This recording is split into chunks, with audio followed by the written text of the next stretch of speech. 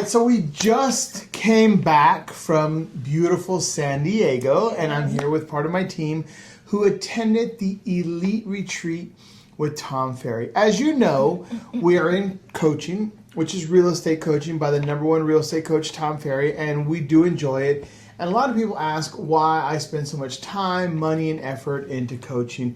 And I know that we have definitely seen the value of it. But I want to talk to my team today and talk about what are some of the things that we took from it. Now, this is a video that can definitely help you consumers, buyers, sellers, but also realtors.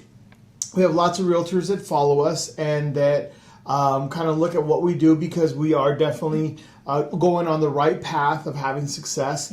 So let's get into it. What was the most important thing you heard on the main stage at the 2026 Elite Retreat? For me personally, it was how I can bring more value to my clients in the aspect of I never want them to have uncertainty, right? So who has to help them with that? I do. I never want them to have to reach out to me and ask something. I need to be the one on top of it already and really bring them value and educate them. Yeah.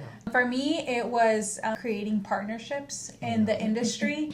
I think he mentioned it several times about the importance of creating partners through our title companies, through our inspectors, through our insurance, really reinforcing that relationship so that both of us can win at the end. Yeah. I really appreciated that one. That was a good one. Also, level 10. So level 10, what that means, are we giving the best? And one of the keys to that is your systems. Are you trusting your systems, your SOPs? Do you understand them? You might have the best systems. Do you comprehend? Do you understand them? And are you using them? So I think you have to definitely be more precise and be and do things with intent. I think that was the word that was used. You have to do things with intent. That was some of the #1 things that I took away from it. What is one thing that you learned that will help buyers and sellers feel more confident moving forward now?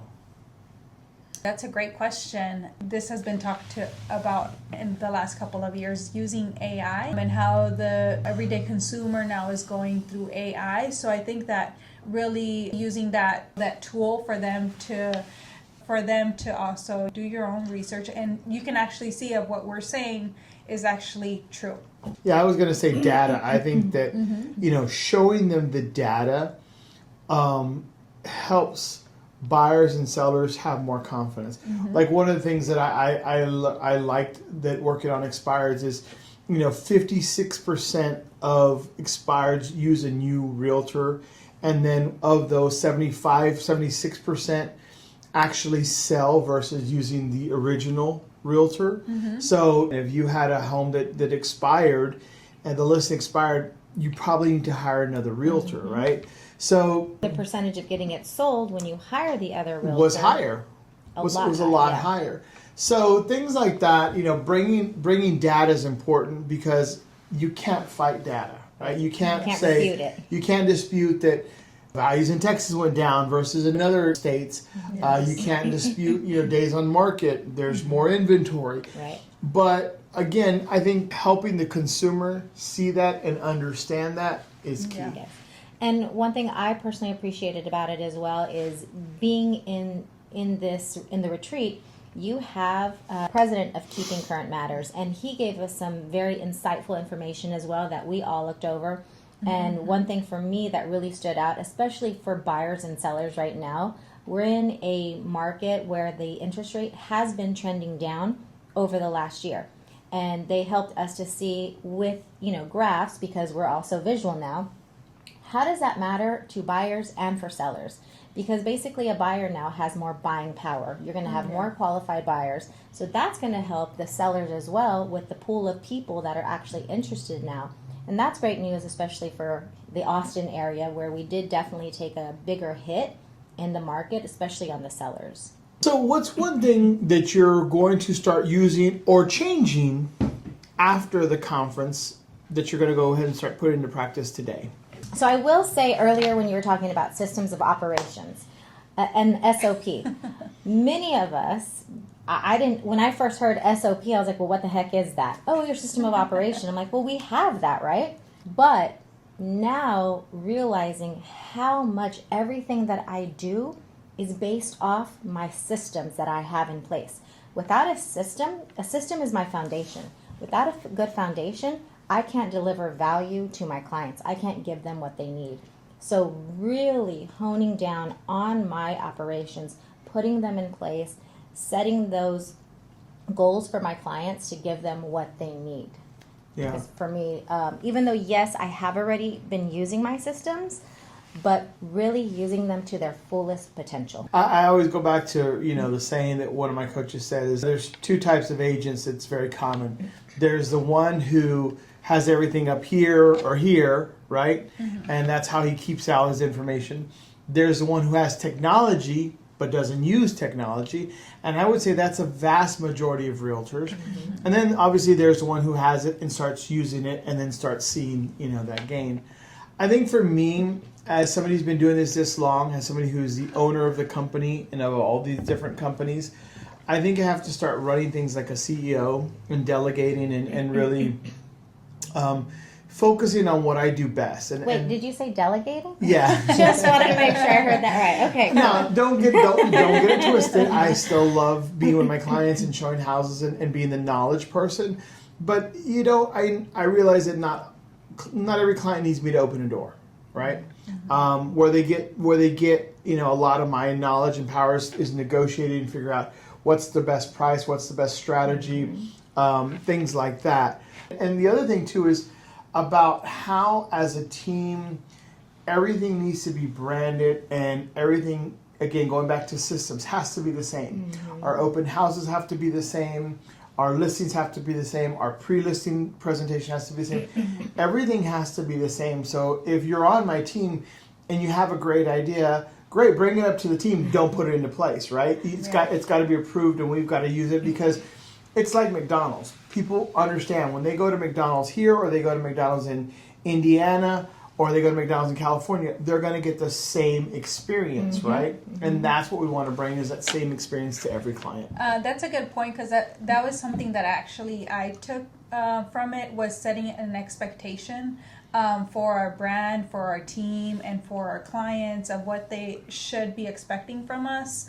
I think a lot of agents, they're very pleasing and very nice of whatever the client says, they're right.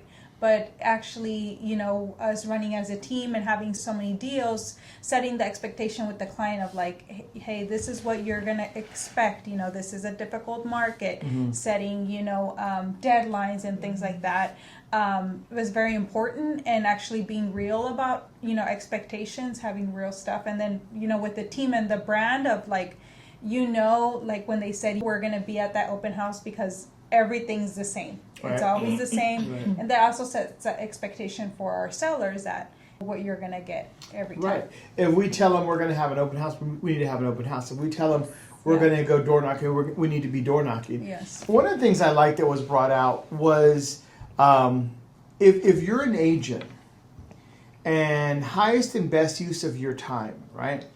And it talked about clients. Do you want to have a client who is a good client, who's going to basically listen to what you're telling them, understands because you're communicating well with them, who's going to price the property accordingly, mm-hmm. do the repairs, understands the market, willing to work with you? Mm-hmm. What's the likelihood of that home selling versus the client who is already negative, demanding, expects only you to respond to them, is unwilling to listen to what the market is, the market value, has set their price and tone. Mm-hmm. So what happens is you get those people and like, well, I don't want to lose a listing, so you take that listing, mm-hmm. and then you take another one like that. Well, now the next thing you know, you have 5 listings that are taking time, energy, money, mm-hmm. and they're not reasonable. And so it makes you kind of hate this industry, right? Yeah. Versus when you're working with the right sellers who understand the market. So I think as an agent, you have to also start looking at the listings you have and not be afraid to use the word no. Yeah. No. And I like that too, because we've talked about this, right? it's easy to go and put a sign in front of somebody's house and put for sale. Anybody can do that, right? And yeah, the higher price that I put it at, the more I can make. But I'm not just there to put a sign in front of somebody's yard. I'm there to sell their property, right? So if we're going to overlist, then yeah, we can say no because nothing's going to happen, and you ultimately are not going to be happy with me at the end. Right, because we're offering the same service no matter what the listing is. So if we're overlisting, we're giving you all this service for no reason because, again, we're doing you a disservice. So Yes. we had breakouts. We went to different rooms. You focused on social media. Yeah. You focused on listing. I focused on teams. What was a pro tip that maybe we can share with our clients that would help them, or maybe that we can a pro tip that would help a realtor who's following us and wants to do better? I would say my focus was mainly on social media, and I think would be to listen to a knowledge person, a knowledge broker. You know, we do these videos every week. Listen to the videos, do your research. We put these videos out every week. We're not selling homes sitting here, but we want to educate our clients, and I think that was a big thing in most of the breakouts is be that education and, you know, educate instead of sell. Yeah.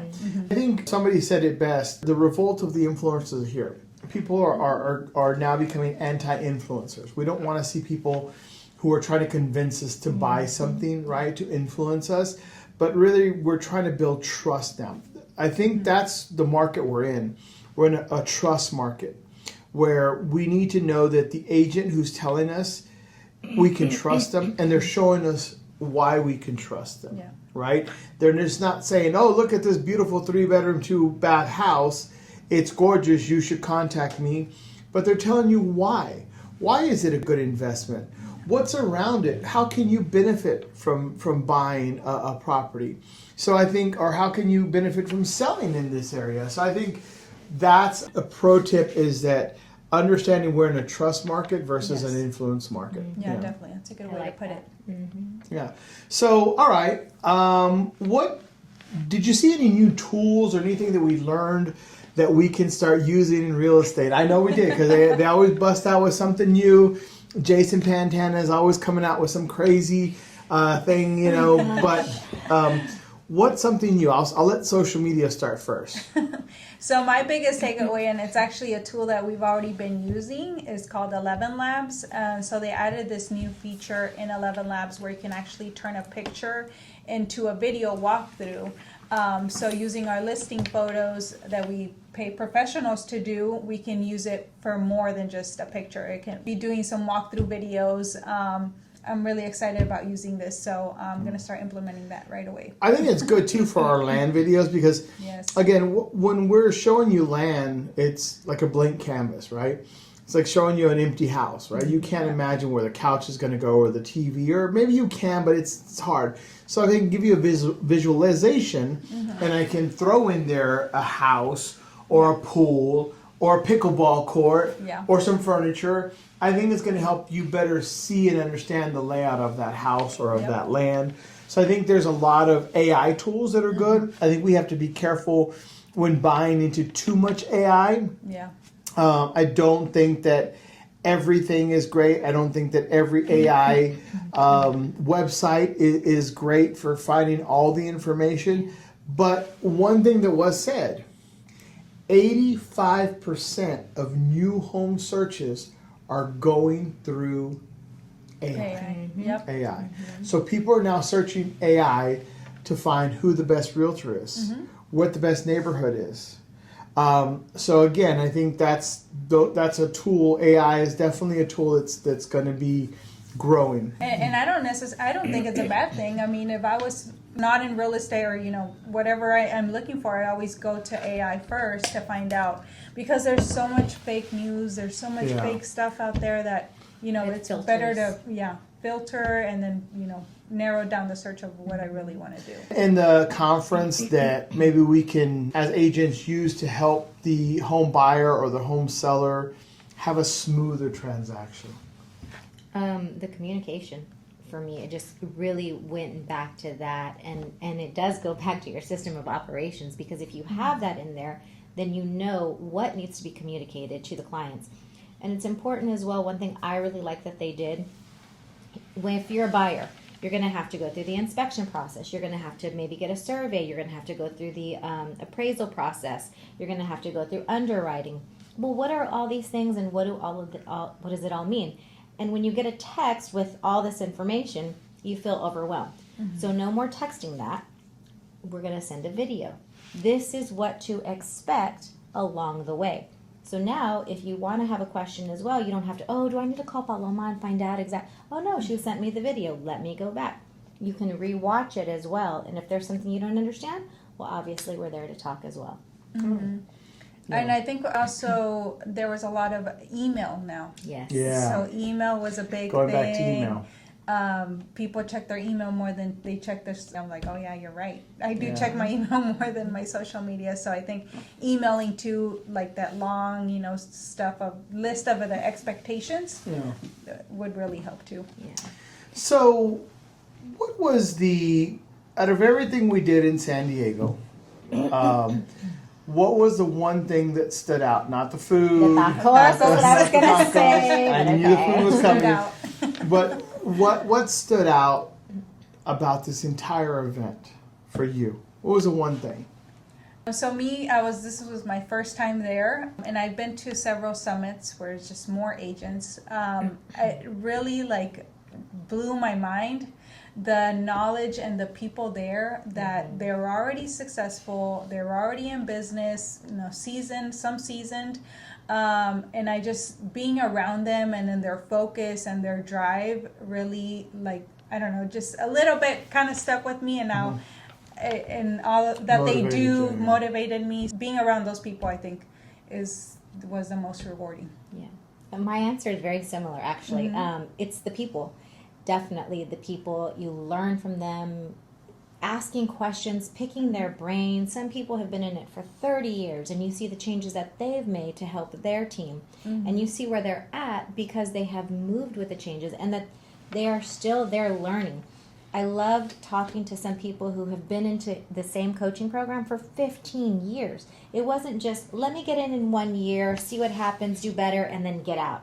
No, they stuck with it, and because of that, they are successful. So learning from them, Yes. hearing their stories, hearing about their team, what has helped to make them successful, really did help me and motivate me to really learn from them. Yeah, I think even when you're at the top of your game, when you're around, A-rated people are frustrated by C-rated people, right? So, and when you're in a room with nothing but A-rated people, you just feed off that energy.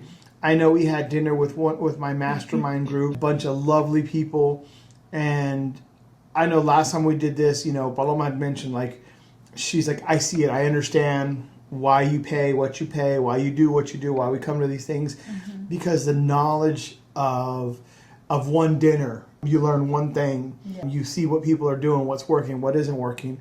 All of us every person that we met, Misty, Jason, Ginger, Dave. Lenny, Dave, Jenny, everybody that we met, Steven, Chris. So you just meet all these people, right? Yeah. And you have these great conversations with them, and you end up seeing them at the next event, or you're emailing them. One of the funny stories that happened with us was as we're leaving, as they're checking out, I'm going to take them to the airport in the morning. They're going to get in my rental car, and a guy comes and asks, hey, do you mind if I share that Uber with you? And Paloma's like, that's not Uber, it's my brother, but let's ask. I'm like, absolutely. I didn't know he was a realtor. I didn't know who he was. I was like, I assumed he was a realtor because we're all realtors there. yeah, but they had a doctor's conference there. So he hops in the car and, ends up, he's just really great guy out of Jackson Hole, one of Tom's favorite locations. He's a friend of Tom and helping him, with property. And so we had this just great interaction, this conversation. He owns a restaurant, and so we made this connection. And again, it's just, he's like, man, just thanks for doing this. Do I owe you anything? I'm like, no, why would you owe me anything? That connection, because now I've got somebody in Jackson Hole to stay in his house and eat free at his restaurant. Nora's, I remember. At Nora's, yeah. But no, the point is that you meet these people and it helps you in your business. So people always ask, why are you in coaching? Why do you spend so much money? Why do you spend so much time? Is it worth it?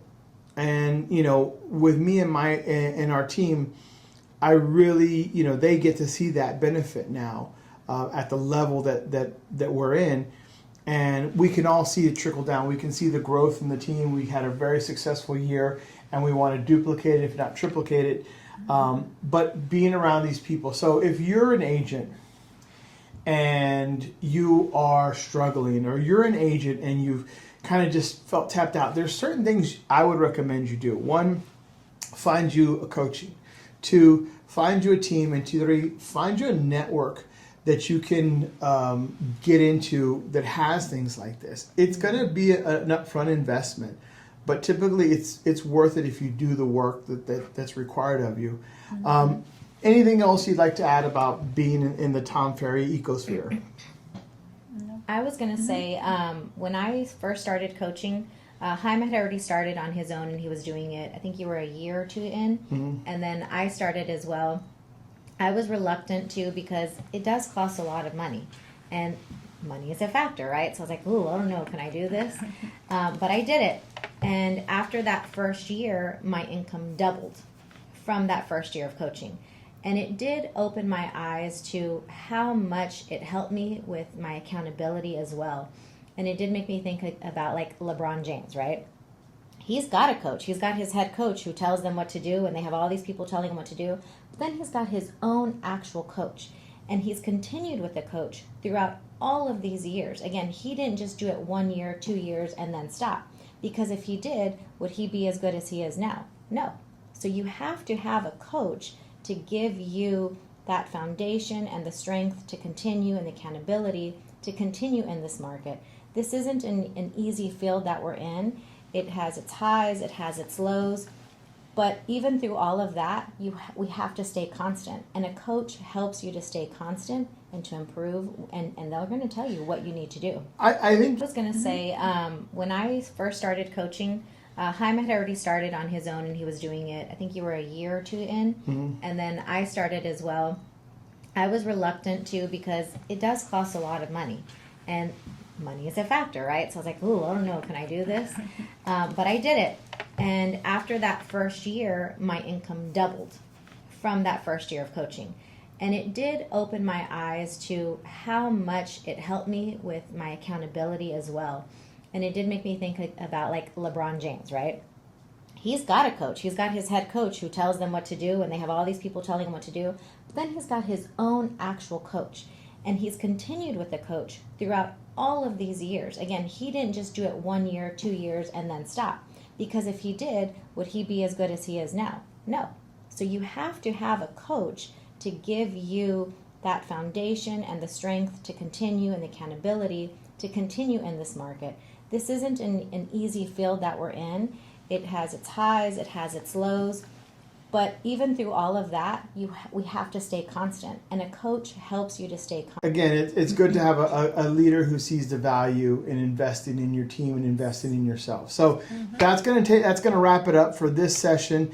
Don't forget, every Tuesday, we're going to be here with another episode that's going to be great for you as a buyer, as a seller, as an investor, as an agent. Everything you need to know about real estate, that's what we're here for. Talk to you soon.